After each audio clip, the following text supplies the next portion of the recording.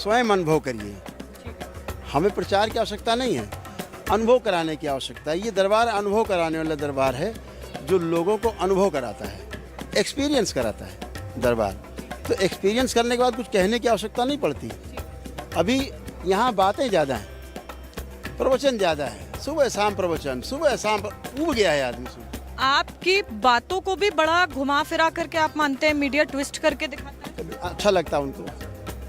लड्डू गोपाल को लेकर के कोई एक ऐसी कंट्रोवर्सी हुई थी जिसपे आज, क्योंकि आप एबीसी न्यूज़ पे मौजूद हैं और हम स्पेशल कवरेज करने के लिए यहाँ पे आपके आश्रम में आए हुए हैं, ये सवाल ज़रूर बनता है क्योंकि मीडिया ने लगातार आपको टारगेट करने की कोशिश की। कई ऐसे लोग हैं जो लगातार ये टॉपिक उठा रहे हैं, तो आज हम भी आपसे इस पे सवाल करेंगे।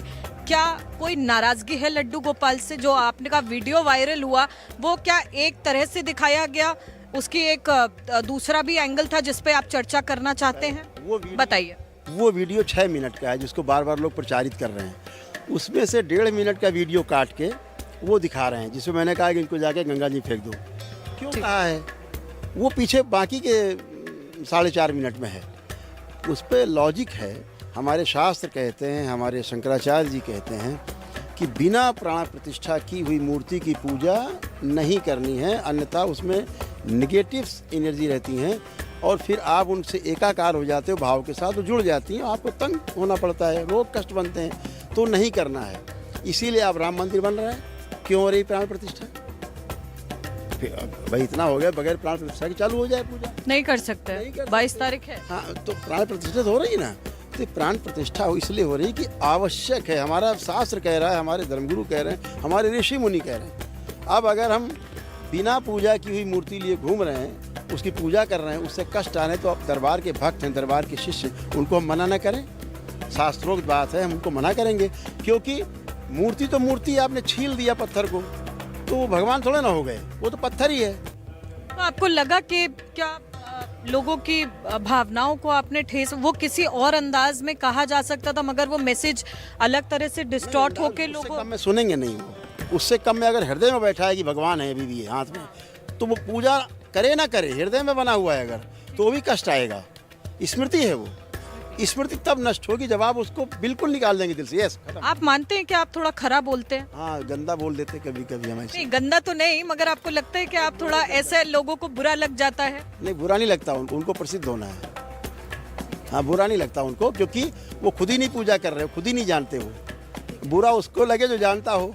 तो यानी आप ये ऑन कैमरा कह रहे हैं कि लड्डू गोपाल से आपको कोई दिक्कत नहीं है, दिक्कत उन मूर्तियों से है जो लोग लेकर के हाथ में चलते हैं बिना प्राण प्रतिष्ठा के? लड्डू गोपाल की पूजा हम खुद करते हैं। हम अच्छा क्यों विरोध करेंगे? हम कोई सनातनी है क्या? हम कोई मुस्लिम है? हमारी संस्कृति है, कृष्ण हमारे आराध्य हैं, तो हम कैसे नकार सकते हैं उन्हें? लेकिन जो शास्त्रोक्त नहीं, आप कहिए कृष्ण की प्रतिमा बना के पूजा करने लगे, मैं नहीं करूँगा, मैं नहीं करता, देखूंगा नहीं उधर। आप मानते रहो कृष्ण नहीं, मैं नहीं मानता, मेरे लिए पत्थर है। प्राण प्रतिष्ठा हो गई है, मूर्ति छोटी हो चाहे बड़ी हो, वो मेरे लिए आराध्य है, मेरा ईश्वर है। वो शास्त्रोक्त होना चाहिए। ये बिना शास्त्रोक्त आजकल ट्रेंड बना दिया कुछ लोगों ने। बच्चियां ले लेकर के डोलची में लेके चलने लग गई। अब डोलची में अगर वो दुर्गा जी को लेके चलें, डोलची में वो किसी काली जी को लेके चलें, हम वही विरोध करेंगे। डोलची में शंकर जी को लेके चलें, उसका विरोध करेंगे, क्योंकि बिना प्राण प्रतिष्ठा की मूर्ति है वो। यानी आप मानते हैं कि भगवान तब तक नहीं समाते हैं, सभी मानते हैं, ये मानते हैं कि अगर प्राण प्रतिष्ठा का कार्यक्रम नहीं हुआ है तो वो मूर्ति जो है वो भगवान में तब्दील नहीं हो जाती? नहीं आएगी, कभी नहीं होगी, कभी हो ही नहीं सकती। उसमें प्राण नहीं समाते हैं, बस क्योंकि आकार दे दिया गया है इसलिए उसको लोग पूजने लगे। तो हम नहीं मानते ना, हम देख रहे हैं इसलिए नहीं मानते। हमारे लिए कूड़ा है वो, जो लेके घूम रहे हैं बिना प्राण प्रतिष्ठा की मूर्ति, हमारे लिए कूड़ा है। जिसकी प्राण प्रतिष्ठा हो गई है, चाहे वो छोटी हो चाहे वो विशाल हो, वो हमारे लिए पूजा के योग्य, श्रद्धा की योग्य, मेरे आराध्य हैं, उसमें प्राण है। हम उसकी पूजा आराधना करेंगे, उसके लिए लोगों को प्रेरित करेंगे। लेकिन जिनसे लोग बीमार हो रहे हैं, हम तो मना करेंगे। इसमें स्मृतियाँ ठीक नहीं है, इससे बीमारी भी होती है। आप रोग, कैंसर बनते हैं। गलत, आपने एक शब्द बहुत फोकस किया था उस पर, गलत पूजा पाठ। पूजा पाठ गलत कैसे हो सकता है? क्या यही गलत पूजा पाठ है? कि बिना प्राण प्रतिष्ठा की हुई मूर्तियों की पूजा करना, घर में 8 अंगुल से ऊंची मूर्ति रखना, ये भी पूजा पाठ के विरुद्ध है, शास्त्र विरुद्ध है कि 8 अंगुल से ऊंची मूर्ति घर के पूजा घर में है, वो भी आप प्रेत पूज रहे हैं। हाँ, तो आपको नहीं ये शास्त्र कहते हैं। इससे नुकसान क्या होगा? आदमी बीमार होता है, मानसिक पहले, फिर शारीरिक, फिर पागल, फिर परिवार पागल। तो यानी कि जितना तंत्र मंत्र और ये नुकसान करते हैं, जो तांत्रिक नुकसान करते हैं, तो टोना टोटका है, उतना ही गलत पूजा पाठ भी आपको नुकसान है। टोना टुटका भी तो गलत पूजा पाठ है। आप किसी जीव की हत्या कर रहे हैं माँ के नाम पर। माँ लेती नहीं कभी किसी की जीव, माँ तो सबकी माँ है। वो कहाँ किसी की हत्या कराएगी जीव की। ये दैत्य लेते हैं बलि, दैत्यों को बलि जाती है। जितने गलत काम कराने वाले हैं टोना टोटका के माध्यम से वो बलि देते हैं, फिर उनकी बलि भी होती है। उसी तरह से परिवार बलि होता है, परिवार को कष्ट आते हैं। तो हम मना करते हैं कि टोना टोटका, जादू टोना, ये झाड़ फूक से दूर रहिए।